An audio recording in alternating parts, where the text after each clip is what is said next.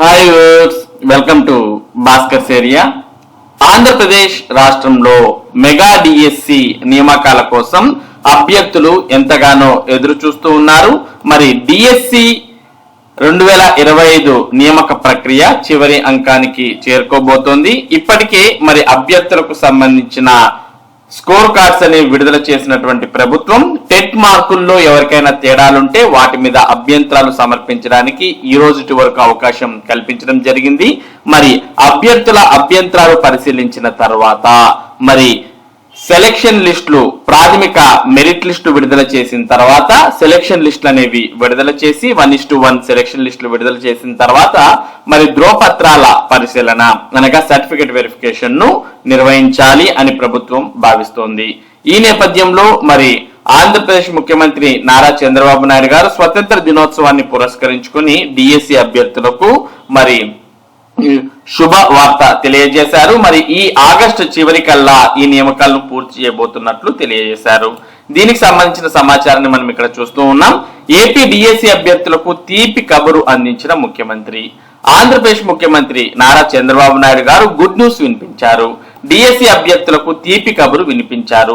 AP mega DSC ఫలితాలను ఇటీవల విడుదల చేసిన సంగతి తెలిసిందే. తాజాగా ఈ నెలాఖరు నాటికి డిఎస్సి నియామకాలను పూర్తి చేస్తామని సీఎం చంద్రబాబు ప్రకటించారు.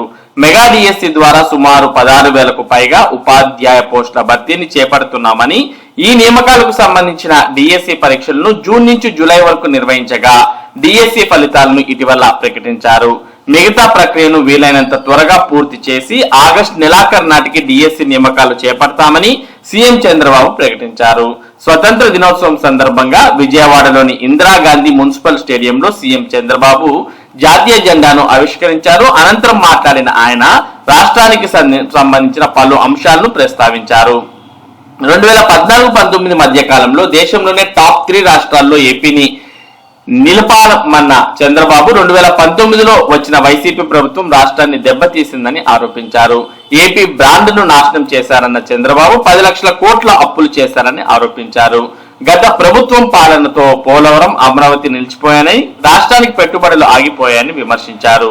2024 ఎన్నికల్లో ఏపీ ప్రజలు 94% స్ట్రైక్ రేట్, 57% ఓట్ షేర్ తో ఎన్డీఏ కూటమికి అధికారాన్ని అప్పగించారని చంద్రబాబు ప్రజల నమ్మకాన్ని నిలబెట్టేలా పనిచేస్తున్నామని అన్నారు.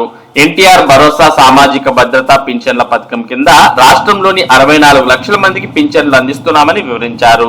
విద్యార్థులను బడికి పంపే తల్లిదండ్రులకు తల్లికి వందనం పథకం అమలు చేస్తున్నామని చంద్రబాబు రాష్ట్రంలోని 47 లక్షల మంది రైతులకు అన్నదాత సుఖీభవ పథకం అమలు చేస్తున్నామని వివరించారు.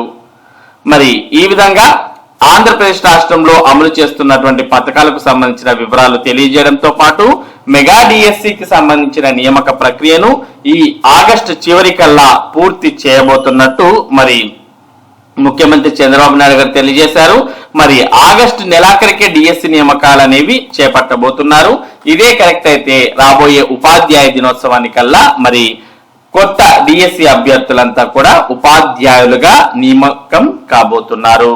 ఇక మరి ఈ స్కోర్ కార్డ్స్ రిజల్ట్స్ అనేవి విడుదల చేసినటువంటి నేపథ్యంలో తర్వాత మెరిట్ లిస్టు విడుదల చేసిన తర్వాత అభ్యర్థులు సర్టిఫికేట్ వెరిఫికేషన్ కు హాజరవ్వాలి.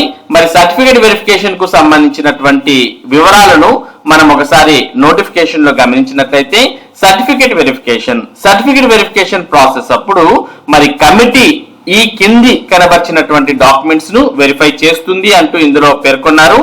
టీచర్ ఎలిజిబిలిటీ టెస్ట్ స్కోర్ అంటే TET score, original card or marks memo అనేది ఉంటే మంచిది అంటూ కూడా ఇక్కడ ఇవ్వడం చూస్తూ ఉన్నాం. కాబట్టి టెట్ స్కోర్ ను వారు ఎవరైతే కమిటీ లేదా ఆఫీసర్ ఉంటారో వారు ఒరిజినల్ సర్టిఫికేట్స్ తీసుకువెళ్ళినప్పుడు చెక్ చేస్తారు. దాంతో పాటు ఒరిజినల్ క్వాలిఫికేషన్ సర్టిఫికేట్స్ మరి ఎస్జిటి పోస్ట్ కి అయితే డిఈడికి సంబంధించినటువంటివి, అలాగే 10th ఇంటర్ డిగ్రీకి సంబంధించినటువంటివి అంటే ప్రొఫెషనల్ క్వాలిఫికేషన్, అలాగే ఎడ్యుకేషనల్ క్వాలిఫికేషన్, వీటికి సంబంధించిన ఒరిజినల్ సర్టిఫికేట్స్ అన్ని చెక్ చేయడం జరుగుతుంది. ఒకవేళ మరి స్కూల్ అసిస్టెంట్, టీజీటీ, పీజీటీ ఇటువంటి వారైతే బీఈడికి సంబంధించిన సర్టిఫికేట్స్ తో పాటు 10th ఇంటర్ డిగ్రీకి సంబంధించిన సర్టిఫికేట్స్ ను ఒరిజినల్ అక్కడ సమర్పించాల్సిన అవసరం ఉంటుంది. తర్వాత proof of age, birth certificate కావచ్చు లేదా 10వ తరగతి సర్టిఫికేట్ కావచ్చు, వీటి ఆధారంగా ఏజ్ అనేది నిర్ధారిస్తారు. Next original caste certificate, BC, SC, ST అలాగే ఈడబ్ల్యూఎస్ కేటగిరీకి చెందినటువంటి వారు ఒరిజినల్ క్యాస్ట్ సర్టిఫికేట్ ను సమర్పించాలి. దాంతో పాటు ఒకవేళ పిహెచ్ అభ్యర్థి అయితే పిహెచ్సి సర్టిఫికేట్ ను సమర్పించాల్సి ఉంటుంది. Or any other qualification certificate claimed by the candidate in the application. మరి అప్లికేషన్ లో వారు చెప్పినటువంటి సర్టిఫికేట్స్ ఏవైతే ఉన్నాయో అవన్నీ కూడా మరి సబ్మిట్ చేయాల్సిన అవసరం ఉంటుంది అని పేర్కొన్నారు. If the certificates are not found to be genuine or correct and if the candidate fails to produce the certificates required at the time of verification or if the candidate is absent for verification of certificates, such candidate shall forego the right of selection and next eligible candidate shall be considered for certificates verification అని ఇవ్వడం జరిగింది.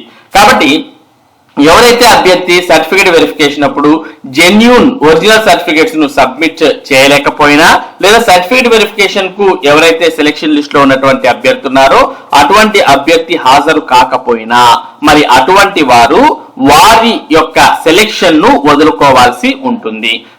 వారి తర్వాత ఎవరైతే అభ్యర్థి ఉంటారో వారిని certificate verification కు ఆహ్వానించడం జరుగుతుంది.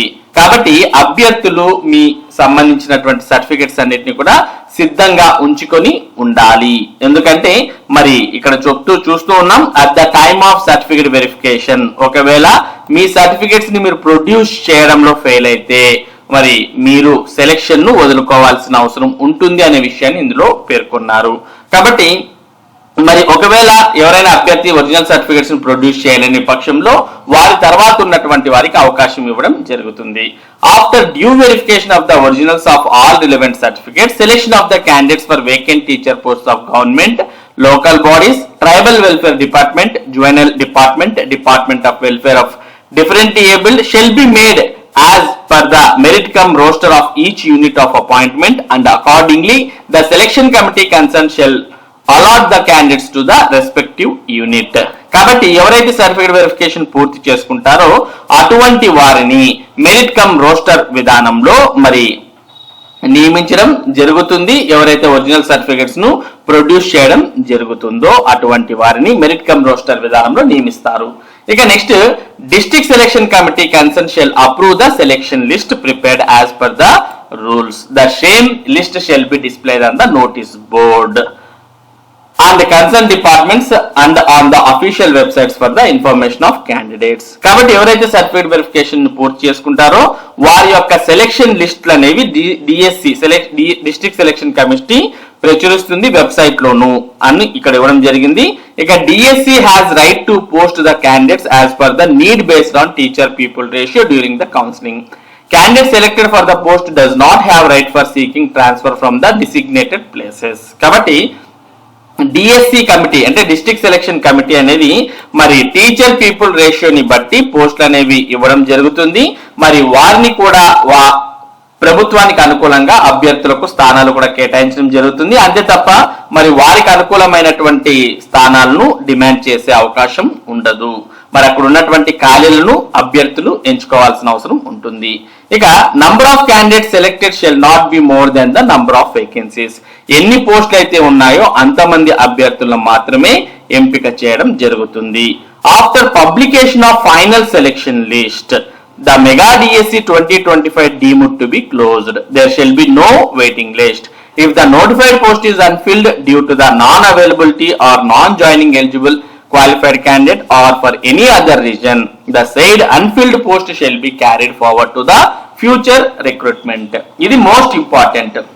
మరి మొదట్లో అయితే ఎవరైతే అభ్యర్థి సర్టిఫికేట్లు ప్రొడ్యూస్ చేయడంలో ఫెయిల్ అవుతారో అటువంటి అభ్యర్థి ప్లేస్ లో మరో అభ్యర్థిని పిలిచి సర్టిఫికేట్ వెరిఫికేషన్ అనేది పూర్తి చేస్తారు. ఈ విధంగా ఒక పోస్టుకు ఒక అభ్యర్థిని సెలెక్ట్ చేసి ఫైనల్ సెలెక్షన్ లిస్ట్ అనేది ప్రచురించడం జరుగుతుంది. ఎప్పుడైతే ఫైనల్ సెలెక్షన్ లిస్ట్ అనేది ప్రచురిస్తారో అప్పుడు మెగా డిఎస్సి 2025 అనేది పూర్తి అయిపోయినట్టే. మరి ఏ కారణం చేతైనా ఎవరైనా అభ్యర్థి ఒక పోస్ట్ లో జాయిన్ కాకపోయినా లేదా జాయిన్ అయిన తర్వాత ఎవరైనా అభ్యర్థి దాన్ని వదిలేసినా అటువంటి సందర్భాలలో తర్వాత ఉన్నటువంటి అభ్యర్థిని పిలవడం జరగదు.